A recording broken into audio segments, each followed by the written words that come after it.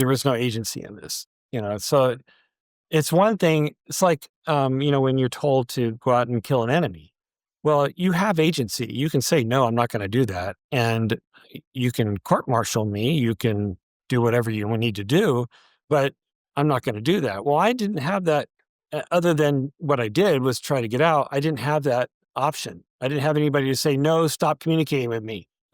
I don't want to do that. And I actually did in my communications. I tried to ask about it and say, are these abductions? And I would never get an answer. It was like this stonewalling. And that's what led me to get all angry about it. It's so interesting, too, because in UFO alien lore, you have around 1954 as this like really important point where this is, again, mythology. I don't have a ton of corroboration for this other than I think the fact that Eisenhower was actually in Palm Springs at the time, claimed to have a dentist appointment.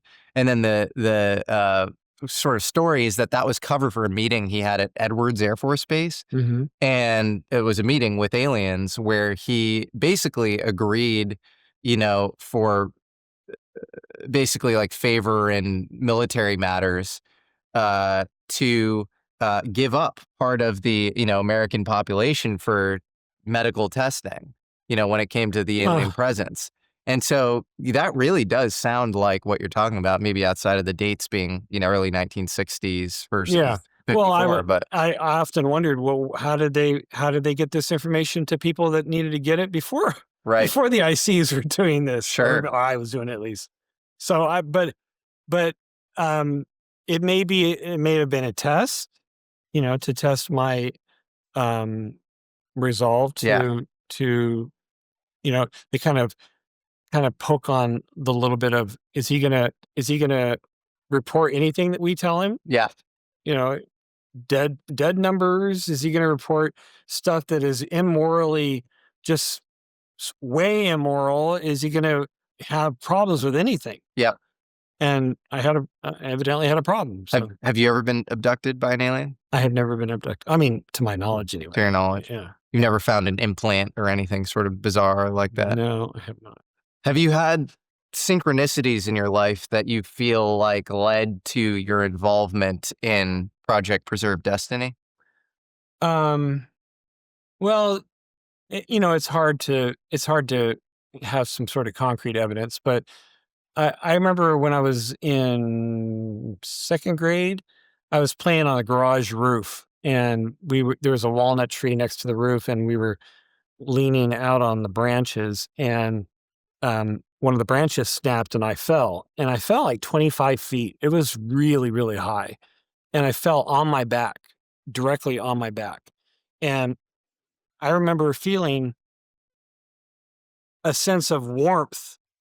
I did feel the impact, but I don't think I felt it as much as you would.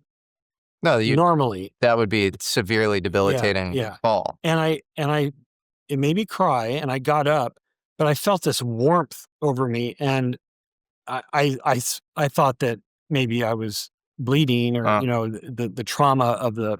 I mean, you don't think of a lot of things when you're second grade, but in my memory, I did not hit that ground the way I should have hit it, given it was 25 feet up. And who knows? I mean, there could have been some sort of watching over, so to speak, of my personhood. And of course, the SR-71 pilot, he really encouraged me to go in the Air Force. And I have this in the update of my book, which I did in 2008 or something like that. I have this ability to hear a certain, and it's not necessarily hearing, but it's through my ear. It's like a wave that comes through my head, and it's sensed in my eardrum. And I think I've correlated it to seismic activity. I think I'm highly sensitive to seismic activity. Interesting. And I correlated it before I got into the program. You sense earthquakes. Well, I can't sense an earthquake itself, but I can sense, I think, what is happening to a precursor of an earthquake or maybe after an earthquake. You have like premonitions, Well, it's not, not a premonition. It's because premonition is more of a, idea or yeah, yeah. thought.